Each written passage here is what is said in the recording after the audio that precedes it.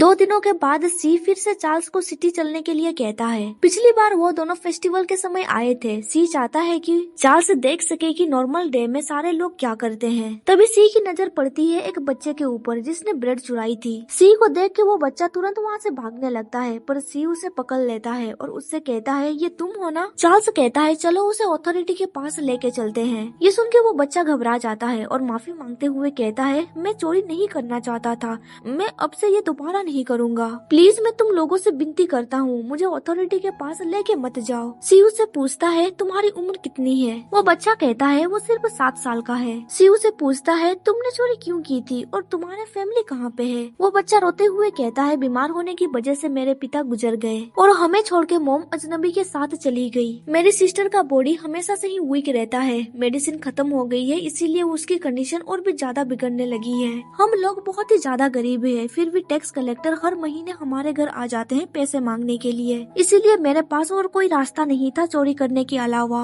पर उन दोनों को उस पर भरोसा नहीं हो रहा था, इसीलिए वो बच्चा उन्हें अपने साथ अपने घर लेके चलता है। घर के अंदर घुसने से पहले वो बच्चा कहता है यहाँ पे रुको, प्लीज तुम दोनों मेरी सिस्टर को चोरी करने के बारे में कुछ भी मत बताना। जिसपे सी कहता है ठीक है, हम दोनों कुछ भी नहीं बताएंगे। घर के अंदर वो दोनों देखते हैं कि उसकी सिस्टर का तबीयत बहुत ही ज्यादा खराब है। उसकी बहन से मिलने के बाद वो तीनों घर से बाहर आ जाते हैं। वो बच्चा कहता है मैं भी चोरी नहीं करना चाहता था, पर जब भी मैं काम की तलाश में निकलता हूँ वो लोग मुझे मना कर देते हैं क्योंकि मैं एज में बहुत छोटा हूँ। मुझे पता नहीं मुझे अभी क्या करना चाहिए। मुझे मौत से डर नहीं लगता है, पर मैं अपनी आंखों के सामने अपनी बहन को मरते हुए देखना नहीं चाहता हूँ। ये सब कुछ कहते कहते वो रोने लगता है। तभी चार्ल्स उसे पूछता है क्या तुम काम करना चाहते हो, जिसपे वो लड़का कहता है हाँ। चार्ल्स कहता है मैं मैन्योर में तुम्हारे लिए एक काम अरेंज कर दूंगा, इस तरह से तुम पैसे भी कमाने लगोगे और अपनी सिस्टर को एक डॉक्टर के पास भी दिखा सकते हो। पर तुम बहुत छोटे हो, इस काम से तुम्हें बहुत ही ज्यादा थकावट हो सकती है। क्या तुम सच में इस काम को करना चाहते हो। जिसपे वो बच्चा कॉन्फिडेंट होकर कहता है मुझे कोई दिक्कत नहीं है। फिर हमें दिखाया जाता है कि वो दोनों वापस मैन्योर जा रहे होते हैं। सी कहता है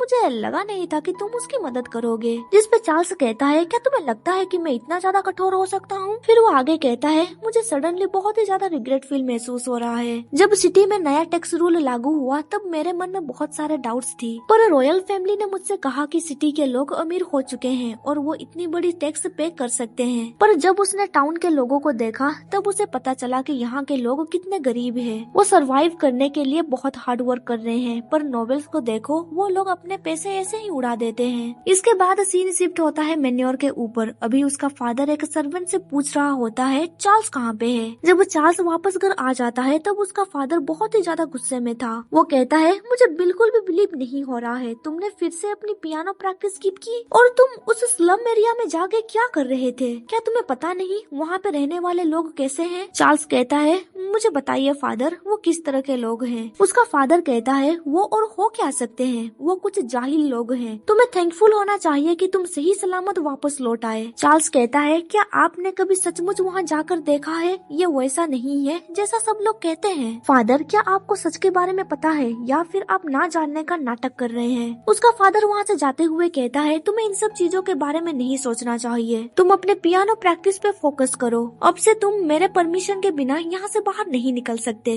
उनके जाने के बाद वहाँ पे सी आ जाता है और उससे पूछता है क्या तुम ठीक हो। चार्ल्स कहता है मैं बिल्कुल ठीक हूँ। अभी वो सोच रहा होता है फादर उन लोगों के कांटेक्ट में बहुत सालों से हैं, इसीलिए ऐसा तो हो नहीं सकता है कि उन्हें इन सब चीजों के बारे में नहीं पता है। फिर वो स्माइल करते हुए कहता है मैं तुम्हारा शुक्रगुजार हूँ क्योंकि तुम्हारी वजह से मुझे सच का पता चला। इसके बाद हमें नेक्स्ट डे सुबह का सीन दिखाया जाता है। अभी उस बच्चे को बहुत सारे मेड्स ने घेर लिया था और उसे बहुत सारे सवाल करते हैं। सी कहता है ठीक है अब बस बहुत हो गया, तुम लोग उस बच्चे को डरा रहे हो। फिर वो उस बच्चे से कहता है याद रखना तुम्हें बहुत मेहनत करनी है। वो बच्चा एक्साइटेड होकर कहता है हाँ मैं जरूर करूँगा। इसके बाद हमें रात का सीन दिखाया जाता है। आज मैन्योर में एक पार्टी चल रही होती है। वहाँ पे कुछ लोग रॉयल फैमिली की प्रिंसेस की coming out of age ceremony preparation के बारे में बातचीत कर रहे थे। चार्ल्स भी उनकी बातें सुन रहा था। वो सोचने लगता है अगर तुम्हें एहसास हो जाएगा कि तुम जिस दुनिया में रह रहे हो वो काउंटलेस लोगों की दर्द से बनी हुई है, क्या तब भी तुम चैन से जी सकोगे। चार्ल्स उन लोगों से कहता है क्या तुम लोगों को लगता है कि हमें अपने लाइफ में इतने खर्चे करने की जरूरत है। ये सुन के एक पर्सन कहता है चार्ल्स तुम ये क्या कह रहे हो।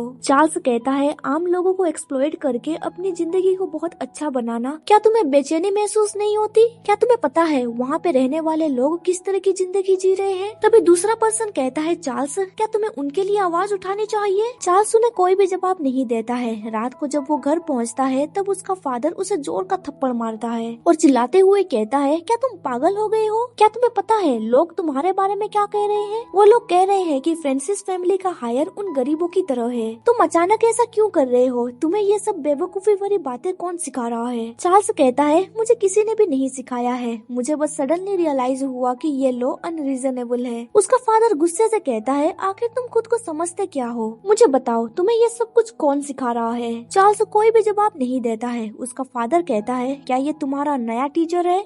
तुम पिछली बार भी उसके साथ टाउन गए थे ना? क्या वो पर्सन तुम्हारा न्यू टीचर है? चार्ल्स कहता है, उसने मुझे कुछ भी नहीं सिखाया है, मैंने ये सब कुछ खुद से ढूंढा है। वैसे फादर क्या आपको नहीं लगता है कि ये लॉ रीजनेबल नहीं है? उसका फादर चिल्लाते हुए कहता है, चुप रहो, ऐसा लगता है कि मैंने तुम्हें सही से डिसिप्लिन नहीं सिखाई है। अब तुम्हें पता चलेगा कि मिस्टेक करने की सजा क्या होती है। इसके बाद हमें अगले दिन सुबह का सीन दिखाया जाता है। सी कहता है, लीजी सिचुएशन अभी कैसी है? लीजी कहती है, मास्टर ने ये कहा कि वो यंग मास्टर को तब तक मारते रहेंगे जब तक वो बता नहीं देता कि उसे ये सब कुछ किसने सिखाया है। ये सुन के सी तुरंत चार्ल्स के पास जाने लगता है। लीजी उसे जाने से मना करती है पर वो उसकी एक भी बात नहीं सुनता। कमरे के अंदर वो देखता है कि चार्ल्स अभी भी मार खा रहा था। सी कहता है, वो मैं ही था जिसने उसे ये सब कुछ सिखाया है। चार्ल्स अपने पैरों पे खड़ा हो जाता है और कहता है, इससे उसका कुछ भी लेना देना नहीं है। पर तभी उसका फादर उसे जोर का चाटा मारता है और अपने आदमियों से कहता है, उसे कमरे में लेके जाओ। चार्ल्स कहता है, तुम उन्हें बता दो कि इससे तुम्हारा कुछ भी लेना देना नहीं है। पर सी कुछ भी नहीं कहता है। वो लोग चार्ल्स को वहाँ से ले जाते हैं। चार्ल्स के जाने के बाद उसका फादर सी को घर से बाहर निकाल देता है और एक सर्वेंट से भी कह देता है कि चार्ल्स को उसके कमरे से बाहर निकलने मत देना। सी को यह सीन बहुत ही ज्यादा फेमिलियर लग रहा था क्योंकि उसके फादर भी इतने ही स्ट्रिक्ट थे। अभी वो सोच रहा होता है, अब कोई भी बाहर नहीं निकलने वाला है मुझे बचाने के लिए।